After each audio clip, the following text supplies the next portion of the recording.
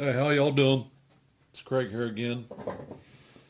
I know I said this is going to be a next year project, but it's just bugging me. This is the Husqvarna 576 Autotune eBay purchase. Um, what I'm going to do now, I'm getting ready to pull the cylinder off, but I've got it down to where I can do a pressure vacuum test on it first. I do believe I lucked out. There is absolutely no movement in the PTO side bearing, and there's absolutely no movement in the flywheel side bearing, or the magneto side. Uh, as I stated in the last video, in the credits there, not really the credits, but the after video before the very end of it, I did do a compression test on it and got 130 psi in the combustion chamber. We seen the scoring on the piston that was on the skirt, so I'm going to make a diagnosis that the scoring on the piston is preventing enough primary or crankcase compression to force the charge up into the cylinder so it can get lit off by the spark plug. What I've done, I've made some plates just out of some scrap steel. In behind, I've just got some piece of rubber. This is probably, I don't know, 1/8 of an inch thick. I can't even remember where I picked it up, but I just use that. I cut plates. I cut the rubber to match the bolt pattern and the opening size, and then I use the plate to seal it off. Done the same thing over on the intake side, being this is a Stratus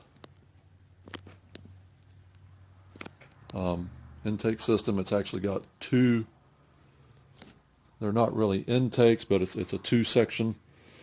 It's got the bottom part here, which allows extra air into the cylinder, and then the top part is where the carburetor venturi actually bolts up to.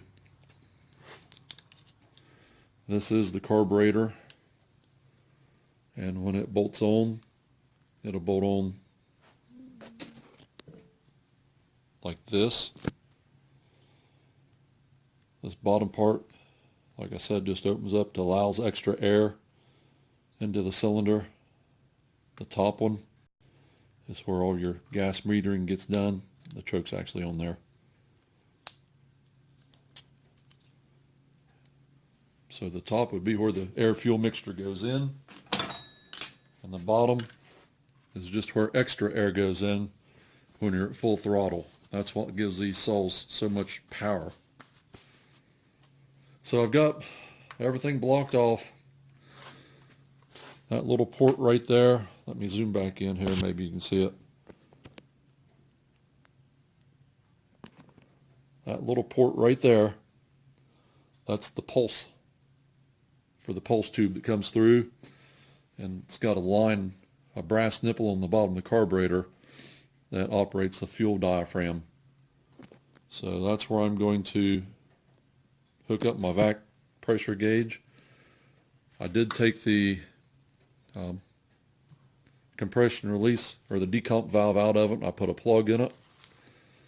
So everything should be buttoned up, and else if there's a hole or a leak or something's tore or cracked, the seals may be bad. I don't know that, but I would have to assume that the seals are probably still pretty decent shape, being the bearings are in good shape. So going to get it down to bottom dead center. The magnets on the flywheel are down, so that means that the piston's at bottom dead center. I'll get my pressure vac gauge here.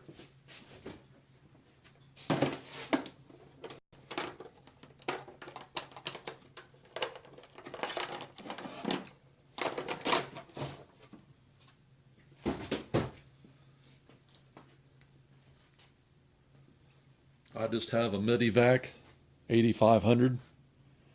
Also, they use this on automotives, especially for bleeding brakes. So here we go.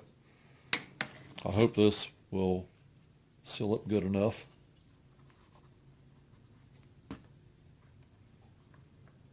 Yeah, that feels like that's got a pretty good seal.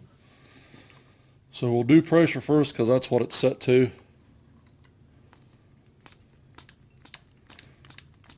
I'll take this thing up to a little less than 10 pounds. There it is, just a tad less than 10.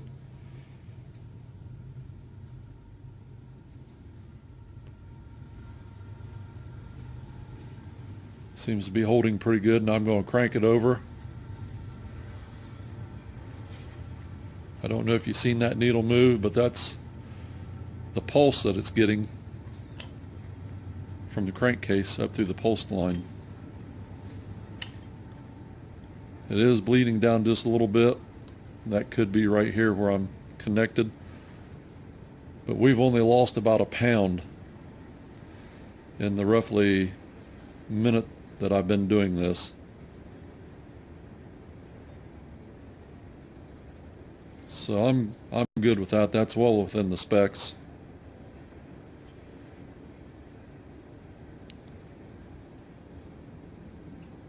So now we'll dump the pressure off.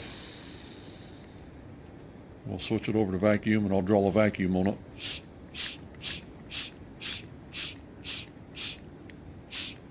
Again, we're at bottom dead center.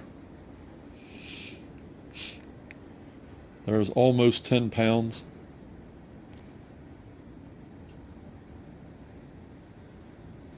Seems to be holding. So I'm going to turn it over. See that needle pulse there? You may not be able to see that, but it moves about a half a pound when it pulses. Okay, now we're back at bottom dead center right there.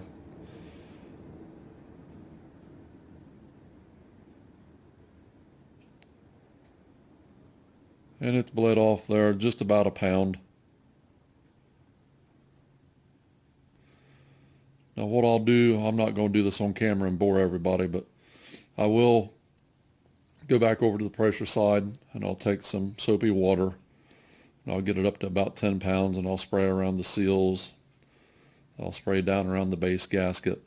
But the cylinder is going to come off anyway, so when I put it back together, I'm going to do a no base gasket build. So I may not even worry about that. See, we're still right at about 8 pounds right there. So this whole time it's only bled off about a pound, maybe a pound and a quarter. I'd have to get the manual out, but I think it's a pound over 3 minutes. Maybe it's 3 pounds over 1 minute. I'll have to get the service manual out and read it because I can't really remember. Okay, I'm going to pause this. I'll get everything else here buttoned up, and I'll get ready to pull the cylinder, then I'll come back and start cording again. Okay, I think I just discovered why this saw burn up, why it scored the piston. Well, I just had a flashlight. There we go. Got a little bit of leaky dry here around this decomp plug, but I ain't worried about that. I tested down here around the seal, the PTO crank seal. It was actually really good. No bubbles there, but right here is why I think this saw burn up. That is a leak at the base gasket. See all them bubbles right there? That's coming right out of the base gasket. Right? Actually coming out from the bottom side of the base gasket. And that's a substantial leak right there. That could have allowed this saw to run lean and probably caused the issue that we're seeing. I went clear around the base, around the spark plug, around all the intake boot. The only thing I did not do was the magneto seal. But like I said, I'm confident that that seal's good because it's not dumping pressure fast. This bubbles right here would be more than adequate to dump the pressure that we were seeing just a little bit ago. So I believe this is the cause of the burn up. So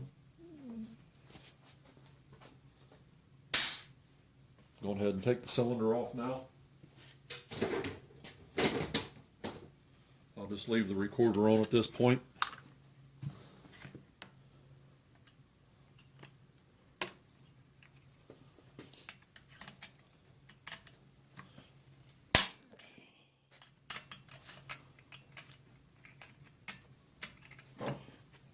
Hope you guys can't see nothing. I keep forgetting to zoom this back out. Sorry for that, guys. It's not because the bolts weren't tight enough.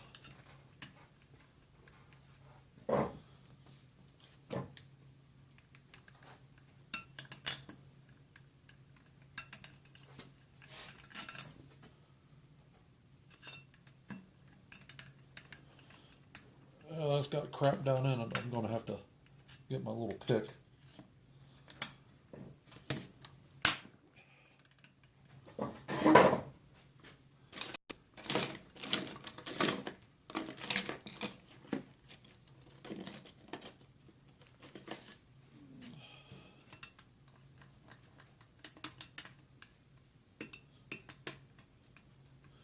I tried to blow everything out of it that I could blow it out of compressed air, cleaned it up the best I could, but there's just some things and places that you can't get to. There we go.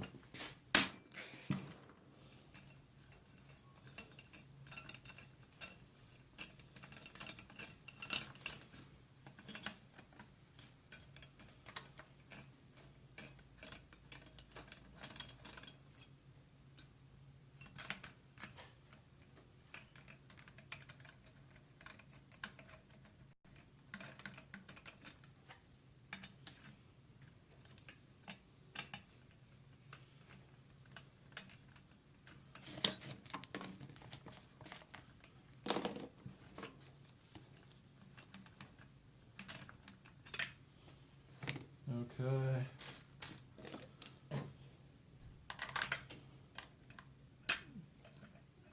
Got a pretty strong magnet to it. Get these two out. That wasn't even sealed. I mean, that just basically lifted right up.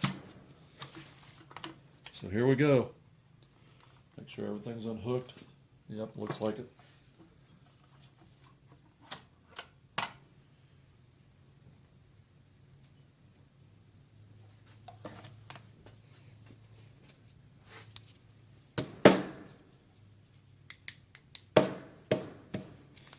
My stupid flashlight. Huh. Just when you need stuff to work, it doesn't work. But what I see here in the cylinder is junk. It's got some real heavy scoring. Hear that?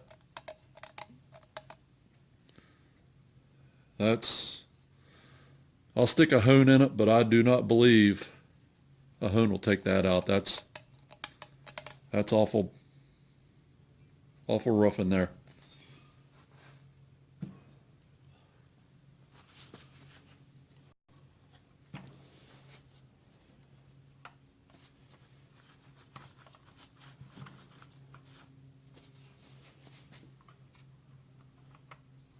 The bottom ring is stuck just a little bit in one little point. But all in all, the rings, you know, aren't too awful bad. They're not seized like I thought they would be. This top one's free, and that bottom one. But everything you're seeing right there is all scoring. That piston is trashed, trashed, trashed.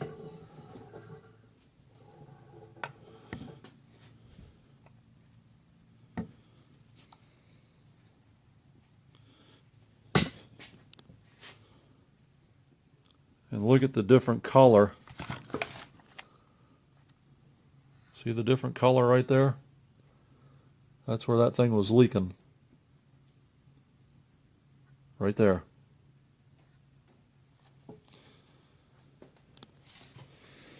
So, I lucked out in one sense because I think the bearings are good. But the piston and the cylinder are trashed.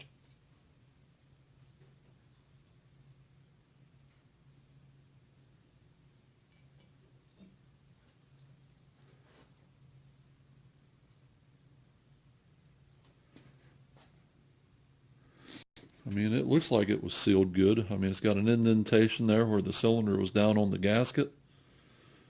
And this is the bottom side.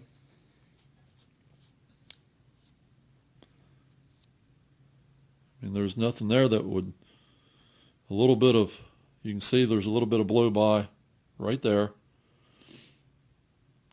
It might be hard to see here on the camera, but it's a lighter color on this side. You can see a little bit of an indentation right where the case halves split, where the gasket was. There's just a little bit of an elevation difference between the two case halves, and you can see it right there also.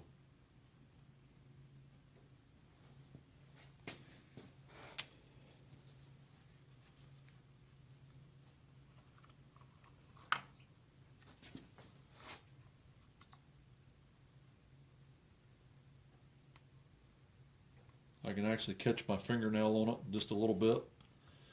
I don't think that could have caused it, but that gasket should have sealed that up. The wrist pin bearings is really rough. Crank pin bearing feels good. It's nice and smooth, but that wrist pin bearing is rough. So,